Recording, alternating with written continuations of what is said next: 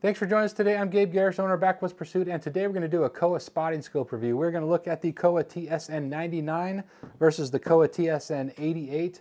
We're going to look at some of the physical differences as well as the low light performance differences, some of the clarity differences, and going to help you decide which one is going to work best for your situation. We're also going to throw the Digiscoping adapter on here. They got the all-in adapter, which is awesome. And put that on here, do some Digiscoping so you can see what each of these looks like through the lens. And we're going to throw on the Kowa 1.6 extender through that Digiscoping adapter as well, so you can see the performance with this extender on there. Really appreciate it if you hit that subscribe button and follow us on Facebook and Instagram. I'll put a link to those down in the description, as well as a link to our website, backwoodspursuit.com. We've got a ton of gear reviews over there on the website. And I'll put a link to the Kowa TSN 88 and TSN 99 for you to check out for yourself.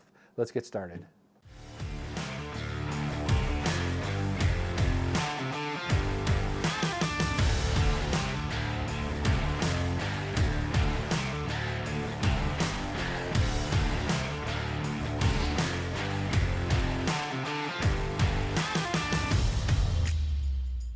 All right, to get started, let's look at some of the differences in specs between these two. The Kowa TSN 99 has an objective lens of 99 millimeters, whereas the TSN 88 has an objective size of 88 millimeters. They both use the same eyepiece, and in the 88 millimeter, the difference here is that you have a magnification range of 25 to 60, whereas that same eyepiece in the 99 has a magnification range of 30 to 70. So you get an extra 10x in the 99, which is really nice for your long-range spotting.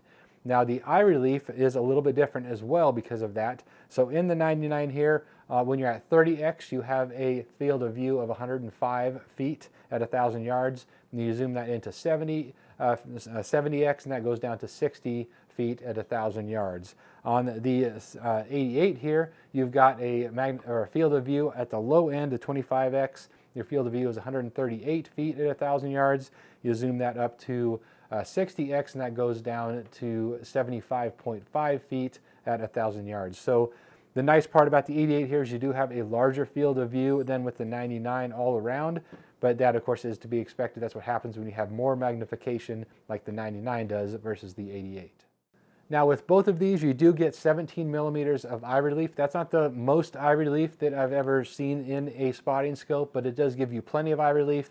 That combined with the fact that the eye box is extremely forgiving, that makes these very easy to use, very pleasant to use for long periods of time. We talked about that in some other videos where spotting scopes that don't have a forgiving eye box can be a little bit more difficult to use long term because you're always fighting those black spots that want to appear if your face moves at all when you're getting into the spotting scope. So this does have a very forgiving eye box, which is really nice. Now physically, they both have a magnesium alloy body, which is very nice, keeps the weight down as much as possible. And the length here, the 99 comes in at 17.5 inches long. The 88 is an inch shorter at 16.5 inches long. So you do have a little bit more compact spotting scope in the 88 as you would expect. Now weight-wise, the 99 here comes in at 4 pounds 13 ounces, whereas the 88 comes in at 4 pounds 1 ounce. So you do have a significant weight savings with the 88 over the 99. As you would expect, the 99 is not something you're really going to want to pack around out and throw in a backpack and hike around much if you can help it at all. It's more of a truck spotter, something you're going to be using for long range, long distance spotting. Whereas the 88, I have actually carried this out mule deer hunting, particularly out west when you do need that magnification. It is super helpful to have that and have the extra low light ability that a large spotting scope like this has versus say a 65 millimeter, but you still pay a weight penalty even with the 88. Now a few of the physical features here before we dive into the optical performance. Neither of them have a rubber armor, which that does bother some folks, and I can understand why. It is nice to have a rubber armor, particularly when you are out in the field carrying them around in a backpack kind of a scenario. The 55 and the 77 don't have that rubber armor either. That is one of the things I hear about the Kowas that some folks don't like. It doesn't really bother me much, but it is a little colder to the touch if it is a late season hunt where your hands are on the spotting scope a bit, so you need to wear gloves or whatnot. But really, it doesn't bother me. I would rather have that and save a little bit of weight personally, but it is a little more prone to being scratched or that kind of thing because that rubber armor isn't there. So neither of them have that. They both have, like all the Kowas here, have that dual focus system, which we absolutely love. It is our favorite focusing system of any spotting scope that we've used so far. just a fantastic system that allows you to not introduce any vibration to the tripod when you're going to fine focus. You can just barely touch that and bring that into fine focus. So it really is a difference maker when you are particularly using these on a hunt, or you're packing them around on a tripod where you're trying to save weight on the tripod as well. Introducing any vibration that you typically get with a barrel focus type of a system is going to be negated by this dual focus system. So it really is a great system in the way that they have built this. You do have, like most spotting scopes, you have a rotating collar here, so if you need to rotate that works really well. And then there's the click stops at the different angles and positions throughout there. They both again use the same eyepiece.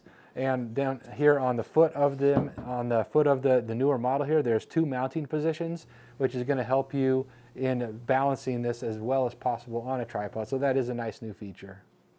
All right, let's talk about optical performance differences. That's really what matters and really what's going to separate these from each other or make you decide to go with one or the other. Obviously, as we mentioned, size and weight is one of the big determining factors in what you're going to go with. But optical performance really is important. So where do these stack up next to each other? It's a little bit difficult to compare them in the sense that the 99, of course, has a larger objective, but it also has a 30 to 70 magnification range, whereas the 88 here has a 25 to 60. So what I did is I had these out in low light, was comparing them, and I put the 88 here all the way to its maximum at 60x, and then I also put the 99 here at its maximum of 70 to see which I preferred, which brought in colors and was able to resolve an image better into the low light. In that scenario where this is at 70x and this is at 60x, the 88 is at 60x, the 99 is at 70x, the 88 outperformed it just a little bit, had a little bit better low light performance and a little bit better image resolution. Now, when I backed this down to an equal 60x, so the 99 was at 60 and the 88 was at 60, then the 99 outperformed it, which is not surprising because you have a larger objective here that's going to gather more light. Then the 99 was able to resolve the image better and had a better low light performance. So ultimately what that means is that you've got the extra magnification range in the 99 here, and you can always back that down to say 60 or 50 or 40 as light fades. But when there is enough light, that 70x is very, very useful, and it almost competed with the 60x of the 88. So there was a difference there, but not a huge difference. Now they both have that wide angle lens, which is fantastic, and as we mentioned earlier, the 99 has a slightly smaller field of view. Because of that wide angle lens, it really doesn't feel like it. You still feel like you're looking through a wide angle lens. There's no tunnel feel whatsoever with either of these, but you do have a little bit bigger field of view with this 88 because you have a less magnification throughout the magnification range. So that's something to consider, but really in all practical use, I didn't notice a difference physically when I put these side by side. Now both of these are compatible with the Kowa 1.6 extender, so it gives you additional magnification if you want to add this in. So this 88 that has a 25 to 60 magnification range, put this on and that goes up to 40 to 96. Now if you put this on the 99, which has that 30 to 70 magnification range, and go ahead and screw this in there, then you go up to 48 to 112 for the magnification range, which is a massive amount of magnification. Now, a word of caution on using this is if you're going to do that, you want to make sure you have an absolutely stable tripod, because that much magnification, you're introducing a lot of shake, just any movement whatsoever is going to make that nearly unusable. The other limiting factor you have with this, particularly paired with these two, is that atmospheric conditions are going to limit the usability of this. So keep that in mind. Don't get this assuming you're just going to have this monster magnification range that you can really get a nice clear image. Sometimes you can, but atmospheric conditions have to be just right for that to really give you a nice crisp image.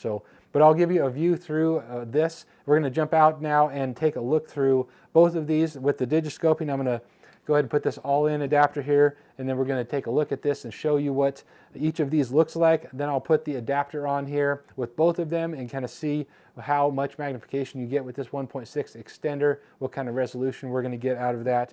All right, we came out here, we can see a long ways away. I found some deer about 2,800 yards away over on the hillside.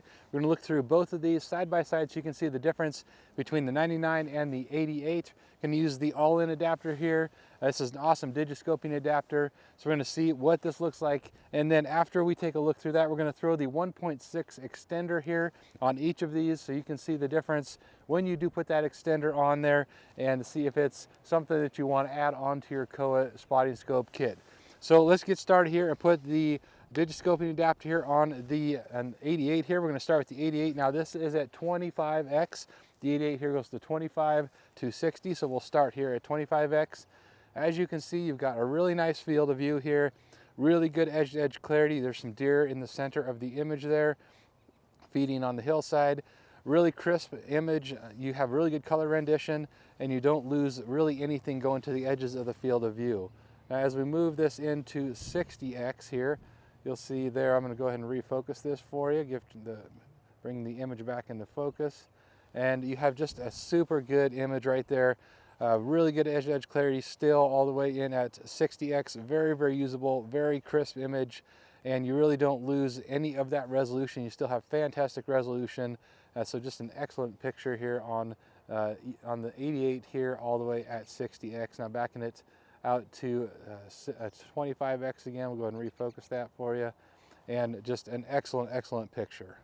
All right, now moving over to the 99. Now remember, this starts at 30 on the minimum and goes up to 70x. So we're gonna go ahead and start here and take a look through the 99 here at 30x. And as you can see, those deer in the center of the image again, real nice crisp edge-to-edge clarity, really good image resolution, and it just does a really good job of giving you great colors. Now let's move this in here to 70x, where that's just a ton of magnification. Get this refocused for you. Bring that back into focus. And again, you just have a really nice crisp image, really good edge-to-edge clarity. You can really see those deer very well. And again, this is at 2,800 yards, so these are a long, long ways away. Now with both of these side by side, you can see on the left-hand side, the 88 at 25x versus the right-hand side where the 99 is at 30x. There's just that little bit of extra magnification. Really not much of a difference in resolution though. They're both exceptional. Now as we move out to the 60x on the 88 and 70x on the 99, you can see that you do get that extra 10x you get with the 99. Really does make a little bit of a difference in how well you can see that image, but you still have excellent resolution with the 77. Maybe not quite as good as the 88 at 60x, but again, that's kind of to be expected. When you have extra magnification, it's just harder to keep that resolution quite as fine, but still very, very usable on both of them throughout the magnification range. Now with the extender on here, we're going to start with the 88 here. Keep in mind that this was 27 to 60 in its magnification range. Now it is at 40 to 96 in the magnification range with that 1.6 extender on here. So let's start here at the 40x here with the 88 here. You see those deer again in the center of the image there, moving off to the left a little bit, but still a really, really good image even at 40x here with the extender. I would say with the extender, it's not quite as good as without it at this lower magnification because you add the extra glass in there. Now let's move this up to 96x, and you're going to see here, I'm going to go ahead and refocus this for you. You still have a really, really good image there. You can see those deer really well, still really well contrasted, not quite as bright as of course the lower magnification, maybe not quite the resolution, but still really good and really usable. Again, we do have pretty good atmospheric conditions here. We don't have a lot of heat waves or any issues like that, so it's pretty good time to be using an extender, but really good image quality even in this higher magnification range. Moving over to the 99 with the extender on here, this is no longer 30 to 70 in its magnification range. It is now 48 to 112, so an absolutely massive magnification range. So we're going to go ahead and throw this on now here starting at 48x, and you'll see we have those deer in the center of the field of the image there. Still a really, really good image, super crisp and usable. Not quite as good with the extender on there, just by a little bit, but it's still excellent. Very, very usable. You can see there's a deer bedded there underneath the sagebrush and a few feeding. Now we're going to zoom this into 112 and it's just an absolutely massive magnification range. I'm going to go ahead and now see if I can get this the resolution as good as I can for you, and we'll get that there. And you can see you don't have quite as good of resolution out at 112. Now that's to be expected. You're at such a huge magnification range. You're going to lose a little bit of brightness and a little bit of clarity, but it's still extremely usable. Now this is pretty good atmospheric conditions for something of this nature, a little bit of an overcast day, so it's pretty good conditions that way, but you can still use this at 112, which is absolutely incredible. You do lose a little bit of that clarity though. Now both of them still with the extender on there. The 99 on the left at 48x isn't quite as well resolved and isn't quite as bright. And the 88 on the right is just a little bit better image. Now as we move into the maximum magnification for both of them, the 88 on the right at 96x comes into focus a little bit easier. It's just harder to get that 99 focused on the left at 112x. Anything shakes that tripod just a little bit of a touch is all it takes. The image on the left at the 99 isn't quite as resolved either. It's not quite as bright. So that image coming out of the 88 and 96x is a little bit better, but it's not as high of a magnification. But surprisingly, you still have a really good usable image with that 99, even at 112x on a good day like today. All right, so some of the pros and cons that we came away with after testing these and putting these next to each other. We still love the Kowa eyepiece. It's fantastic. The updates that they made are very, very good. There's enough resistance now where the other one was a little bit on the loose side, so really like that. Their dual focus system on both of these and all their TSN models is just fantastic. It, again, is our favorite. You do have no rubber armor here, which we kind of wish that there was, but it doesn't really bother me like I mentioned earlier, but it is something that kind of would be nice. The rotation collar here is great if you need to do some viewing at different angles and whatnot, particularly if you're looking downhill. Sometimes it's nice to be able to rotate that if you're using the angled. Now, they both come in angled or straight, which is also nice. So that's a fantastic option. That sometimes you don't have that option if you prefer to have a straight model. Now it is also nice that you've got the ability to use that extender that we just saw. That is a nice addition depending on atmospheric conditions and what your use case is, but it really can extend that usable range. And even with that on there, yeah, you do lose a little bit of resolution and a little bit of light gathering. As you would imagine, that exit pupil gets really small when you get to such a high magnification, but it really is still usable in a lot of instances, a lot of cases. So very impressive. Love the fluorite glass that you get, pure fluorite in the objective lens of both of these. It really does a great job with clarity, color rendition, color contrast. Chromatic aberration is almost zero here. We haven't been able to notice any with these. Optical performance, for what you get in these, yes, they're very, very expensive, of course, but the value you get of how these perform versus some of the others out there, they're much less expensive than some of the competition that performs right there and performs right there with them. So even though they are very expensive, the value is very good for what you're getting. Now, we absolutely love the wide angle eyepiece that you get with the Kowa TSN spotting scopes. You get a massive field of view, but you also get a nice flat field of view. So when you're looking through this and scanning across a hillside, you don't get that rollerball effect or that fishbowl effect, whatever you want to call it. You get a nice flat field of view. So that's excellent with these to combine with that wide angle eyepiece. I do wish that they had an Arca direct foot here. It's a small thing, but it would be nice, particularly if you use an Arca compatible type of a tripod head. A lot of folks do use that, so that would be something that would be nice to be an upgrade for me, but not a huge deal. So that is the Kowa TSN 99 and the Kowa TSN 88. They're both amazing spotting scopes. I'll drop links to these in the description for you so you can check them out for yourself. Drop any questions for me. If I can help you out, I will point you in one direction or the other or share my experiences. Thanks for watching here today, and we will see you next time.